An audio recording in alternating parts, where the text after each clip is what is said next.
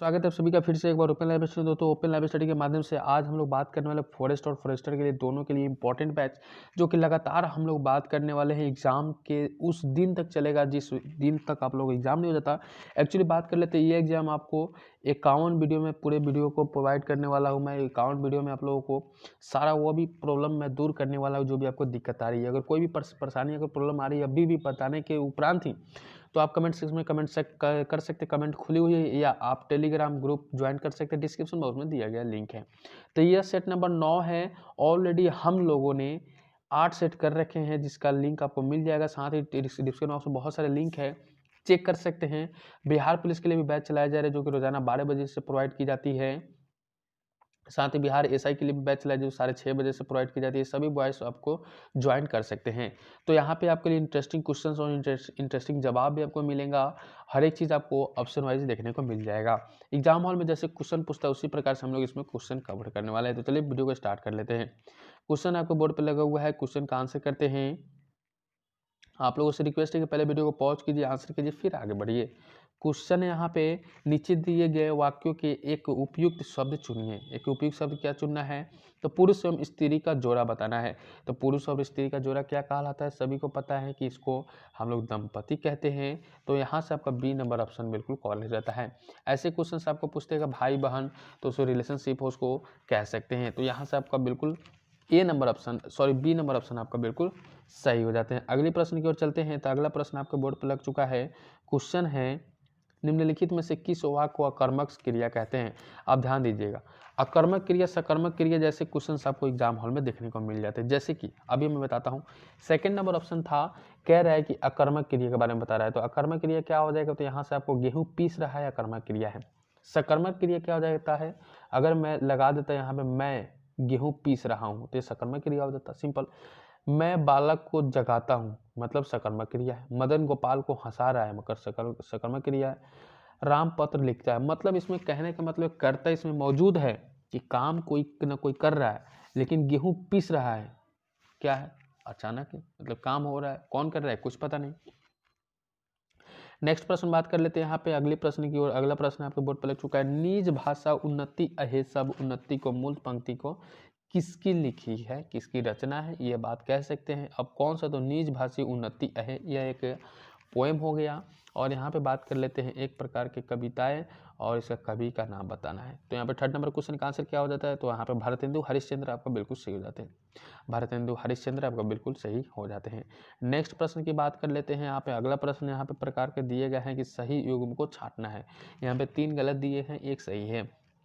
Answer निकल के आ जाता है भौरा, जो सखी से संबंध रखता है। सी नंबर ऑप्शन आपका बिल्कुल सही रखते हैं। अगले प्रश्न की बात कर लेते हैं। यहाँ पे नेक्स्ट प्रश्न है, घर का जोगी जोगना आन गांव का सीध लोकांकित का सही अर्थ बताइए। यानी कि जो दिया गया घर का जोगी जोगना, इसका अर्थ बताना है। एक प्रकार का मुहावरा रख देगा कि 9 2 11 होना, भाग जाना का अर्थ क्या होता है। तो इस प्रकार से ही यहाँ पे रखा गया है। तो 5 नंबर क्वेश्चन का आंसर निकल के आ जाता है कि घर की ज्ञानी को समान नहीं, ये आपका अर्थ निकल के आ जाता है। नेक्स्ट प्रश्न बात कर लेते हैं। यही प्रश्न आपके बोर्ड पर लग चुका है। फटाफट यहाँ पे सभी का वीडियो को शेयर कर देना है अपने दोस्तों के साथ, और हमें मोटिवेट करने के लिए आप वीडियो को लाइक कर सकते हैं, जिसके कारण से हम मोटिवेट होकर आपके लिए अच्छे अच्छे क्वेश्चन लाने की कोशिश करते हैं। अगले प्रश्न है, सही वाक्य का चयन कीजिए। तो यहाँ पे सही वाक्य का चयन करने के लिए दिया गया है। तो आंसर कीजिएगा, आप सफल हो गए तो क्या करोगे। तो बात कर लेते हैं कि अगर आप फॉरेस्ट गार्ड में सफल हो जाते हो तो क्या करते हो। तो आपके पास और मौका है, NTPC group D, Bihar police जैसे मौके हैं मेरे भाई। अनमोटिवेट मत हो, मोटिवेट होगा, अपने आप को मोटिवेट कर सको। ठीक है, तो यहाँ से अगले प्रश्न की ओर चलते हैं। अगला प्रश्न आपको बोर्ड पर लग चुका है। क्वेश्चन कह रहा है, नीचे दिए गए एक वाक्य दिया है जिसमें कलांकित शब्द का अर्थ बताइए। तो यहाँ पे जो कृतज्ञ ने जो दिया है इसका अर्थ बताना है। तो इसका मतलब होता है एहसान फरामोश। ठीक है, इसका मतलब होता है कृतज्ञ जो लिखा है, इसका मतलब होता है एहसान फरोश, मतलब मेरा काम, अपना काम हमसे निकलवा लिया और मेरा जब टाइम आया तो वो भाग गया। तो डी नंबर ऑप्शन इस प्रकार से सही हो जाते हैं। नेक्स्ट प्रश्न बात कर लेते हैं। अगला प्रश्न आपके बोर्ड पर लग चुका है। नीचे लिखे वाक्य के लिए उपयुक्त शब्द बताइए।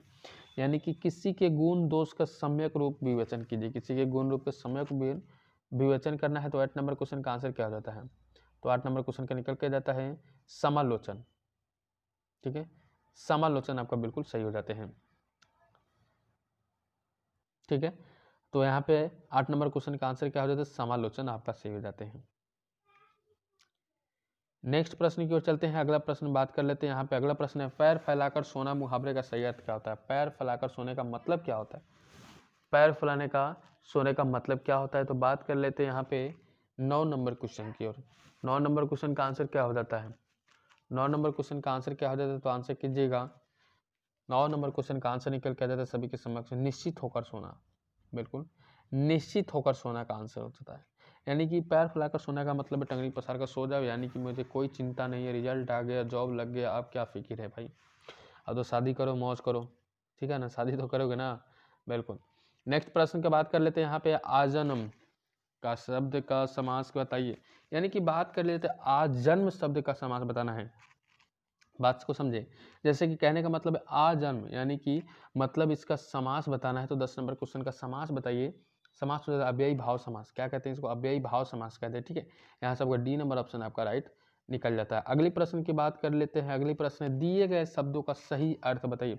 राशि, अब यहाँ पे भौतिकी वाली राशि नहीं बताना है, यहाँ पे हिंदी वाली राशि बताना है। दोनों में अलग अलग बात होती है। तो यहाँ पे राशि का अर्थ होता है ढेर, जैसे धान गेहूं का जो ढेर लगता है, मक्का का ढेर लगता है ना, वही ढेर आपका बी नंबर ऑप्शन में दिया गया है। अगली प्रश्न बात कर लेते हैं। आपके एग्जाम हॉल में इंग्लिश पूछा नहीं जाएगा, लेकिन आपको बिहार पुलिस एग्जामों में यह पूछा जाएगा। तो बात कर लेते हैं, India's nuclear program has come ages क्या हो जाता है। तो यहाँ पे बात कर लेते हैं 12 नंबर क्वेश्चन का, तो आंसर थ्रो हो जाएगा। यहाँ पे थ्रो आप लगा सकते हैं। ठीक है, नेक्स्ट प्रश्न बात कर लेते हैं। यहाँ पे अगला प्रश्न है, for the last few years I have become at handling क्या हो जाता है, माई इमोशंस, यानी कि हमारे इमोशंस को जो हैंडल कर रहे हैं ना, 5 साल से मैं उसको सह पा रहा हूँ, इस दुख को झेल रहा हूँ कि मेरा जॉब अभी तक नहीं हुआ।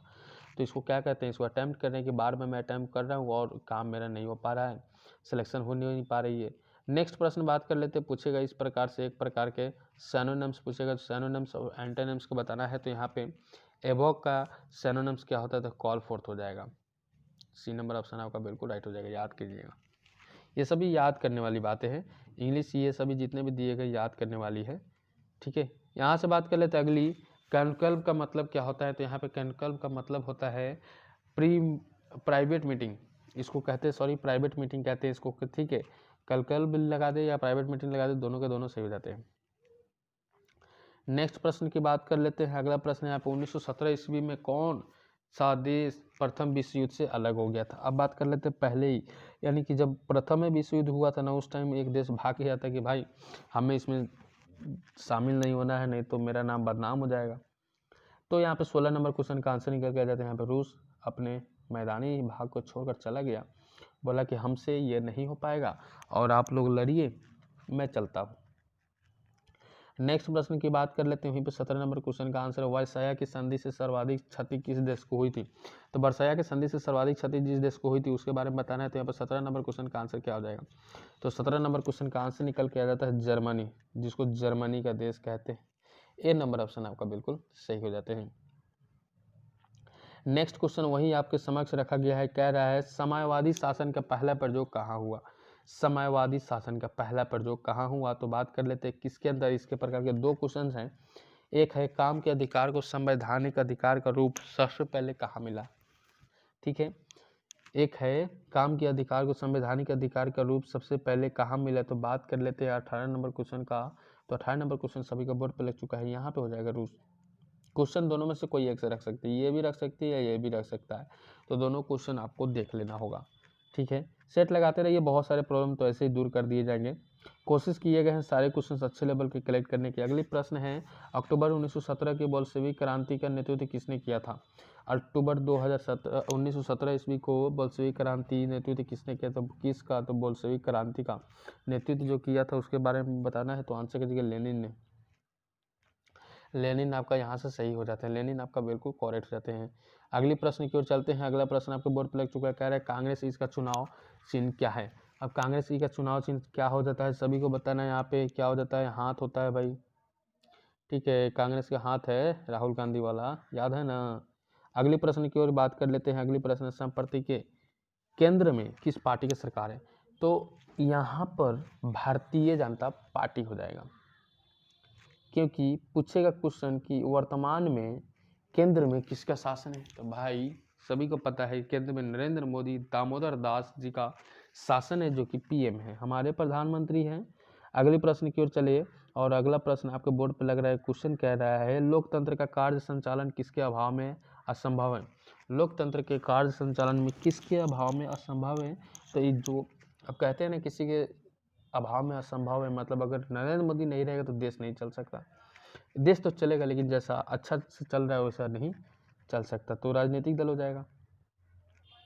राजनीतिक दल देश में भी होना चाहिए, और एक विरोधी पार्टी भी होना चाहिए, क्योंकि जब तक वो किसी को टॉर्चर नहीं करेगा ना, वो काम नहीं करता है। अगले प्रश्न बात कर लेते हैं, इनमें से कौन क्षेत्रीय दल है। तो इनमें से एक क्षेत्रीय दल बताना है, तो यहाँ पे बात कर लेते हैं 23 नंबर क्वेश्चन का। तो अकाली दल जो होता है क्षेत्रीय दल होता है, जो कि गेहूँ घास वाला होता है ना, एक लाल सलाम वाली चीज़ें। तो अगले प्रश्न की ओर चलें, और अगला प्रश्न आपके समक्ष लग चुका है। क्वेश्चन कहते हैं यहाँ पे, क्वेश्चन कह रहा है बाबू, भारत में अंतरिक्ष प्रणाली से संबंधित स्थलों के युग्मों में कौन सा सही है। तो भारत में अंतरिक्ष प्रणाली से संबंधित स्थलों में कौन सा सही है। तो यहाँ पे 24 नंबर क्वेश्चन का आंसर निकल के आ जाएगा सभी के समक्ष। यहाँ पे विक्रम साराभाई अंतरिक्ष तिरुवनंतपुरम में जो स्थित है। बी नंबर ऑप्शन आपका सही हो जाता है। बी नंबर ऑप्शन आपका बिल्कुल सही हो जाते हैं। नेक्स्ट प्रश्न की ओर चलते हैं। अगला प्रश्न आपके समक्ष लग चुका है, कह रहा है निम्नलिखित में से किसे जुड़वा खनिज का नाम से जाना जाता है। अब आइए, क्वेश्चन कितना टॉप है यहाँ पे। अभी तक सिंकर खनिज जानते थे, लेकिन यहाँ पे जुड़वा खनिज के बारे में भी जानते हैं। तो यहाँ पे 25 नंबर क्वेश्चन का आंसर निकल के आ जाएगा सभी के समक्ष से, कि सीसा जस्ता को जुड़वा खनिज के रूप में भी जाने जाते हैं। सीसा और जस्ता को जुड़वा खनिज के रूप में भी जानते हैं। अगली प्रश्न करते हैं, और अगली प्रश्न आपके बोर्ड पे, प्रथम स्वतंत्रता संग्राम के बाद मुगल बादशाह बहादुर शाह जफर को निर्वासित किया गया। प्रथम स्वतंत्रता संग्राम के बाद मुगल शाह बादशाह क्या हो जाते हैं, बहादुर शाह जफर को निर्वासित किया था। तो आंसर कर लेते हैं यहाँ पे 26 नंबर क्वेश्चन का। तो 26 नंबर क्वेश्चन आपके बोर्ड पर लगा हुआ है, बिन बताया जाएगा नहीं, और आंसर रंगून आ जाएगा। और यही बात कर लेते हैं मुगल साम्राज्य के। तो मुगल साम्राज्य के जो अंतिम शासक थे, जो बहादुर शाह जफर द्वितीय थे, और बात कर लेते हैं इनका शासन तो 1857 ईस्वी के पश्चात इन्होंने बंदी बनाकर रंगून बर्मा में भेज दिया गया था इनको। ये भी बात कर लीजिए, और वहीं पे रंगून में ही इनका मृत्यु हो गया। पूछेगा बहादुर शाह जफर का मृत्यु कहाँ हुआ, तो रंगून में। क्वेश्चन अगला रखते हैं यहाँ पर, निम्नलिखित में से किसे भूमध्य सागर की कुंजी कहा जाता है। तो निम्नलिखित में से जिसे भूमध्य सागर की कुंजी कहा जाता है उसके बारे में जानते हैं। तो 27 नंबर क्वेश्चन का आंसर है, सभी के बोर्ड पर लग जाएगा। यहाँ से आकर जाकर यहाँ पे जिब्राल्टर संधि जिसको कहते हैं, जिब्राल्टर संधि जिसको कहते हैं जाकर। नेक्स्ट प्रश्न की ओर चलते हैं। अगला प्रश्न आपके बोर्ड पर लग चुका है, क्वेश्चन का आंसर करते हैं। क्वेश्चन है सभी के समक्ष, सिजगी क्या है। सिजगी क्या है, तो आंसर करेंगे सभी यहाँ पे, सिजगी क्या है। तो सिजगी का अर्थ बताना है, यहाँ पे फटाफट यहाँ पे क्वेश्चन आपको बताना है सिजगी क्या है। तो 28 नंबर क्वेश्चन का आंसर निकल के आ जाएगा सभी के समक्ष। यहाँ पे सूर्य चंद्रमा की समकोणीय स्थिति में स्थित है, जिसको सिजगी कहते हैं। सूर्य जो है चंद्रमा के समकोणीय स्थिति पर स्थित, जिसके कंध छिपा है, उसको रोशनी मिलता है, जिसके कारण से हमें संपूर्ण रोशनी चंद्रमा का प्राप्त नहीं हो पाता है। अगला प्रश्न है, निम्नलिखित में से कौन सा राजा हर्षवर्धन के समय की जानकारी के लिए सबसे अच्छा स्रोत है। यानी कि हर्षवर्धन की जानकारी के लिए किसी आप पढ़ लीजिएगा तो काम आपको बन जाएगा। तो बाण भट्ट की लिखी हुई कविताएं किताबों को अगर पढ़ सकते हैं तो आपका काम बन जाएगा। यानी कि 29 नंबर क्वेश्चन का आपका आंसर निकल के आ जाएगा यहाँ पे बाण भट्ट, जो कि हर्षवर्धन के दरबार में कवि थे। ठीक है, हर्षवर्धन के दरबारी प्रसिद्ध कवि थे, जो कि इतिहासकारों को लिखने में बहुत ही फेमस थे। इन्होंने ही हर्ष चरित्र नामक पुस्तकों में हर्षवर्धन के सारे कमी, काली चिट्ठी, अच्छा और बुरा भी सब कुछ लिखा हुआ है। पूछेगा कि बाण भट्ट के रचनाकार रचयिता वाला बुक कौन है, तो हर्षचरित्र कर दीजिएगा, जो किसके ऊपर लिखा हुआ है, तो हर्षवर्धन के ऊपर लिखा हुआ है। अगली प्रश्न कर लेते हैं। अगले प्रश्न, निम्न में से कौन सा शहर नील नदी के किनारे बसा हुआ है। तो नील नदी के किनारे कौन सा बसा हुआ है, इसके बारे में बताना है। तो 30 नंबर क्वेश्चन का आंसर आ जाएगा सभी के समक्ष, की कहता है खार्तूम, आपका बी नंबर ऑप्शन हो जाएगा, जो कि नील नदी के किनारे स्थित बसा हुआ है। तो इस तरह से आज का क्लास होता है। इन उम्मीद है कि आज का सेशन आप लोगों को अच्छी तरह से कंप्लीट रूप से पसंद आया होगा। वीडियो पसंद है वीडियो को लाइक कर दीजिएगा, और जाते जाते अपने वीडियो को तो अपने दोस्तों तक शेयर जरूर कर दीजिएगा। शेयर करने के लिए आपको शेयर का बटन दबाना होगा, और अपने फेसबुक और टेलीग्राम जिस भी प्लेटफॉर्म पर जुड़े हो प्लीज़ वहाँ पर शेयर कर दीजिएगा। ओपन लाइफ परिवार को सब्सक्राइब नहीं किया तो कर लीजिए, बेल आइकन को प्रेस कर लीजिए, ताकि ऐसे ही नोटिफिकेशन आपको मिलता रहे, और ऐसे ही इंटरेस्टिंग क्लास को आप करने के लिए। चलिए फिर मिलते हैं अगले वीडियो में एक नए टॉपिक के साथ। तब तक good bye, best of luck, जय हिंद सभी साथियों को।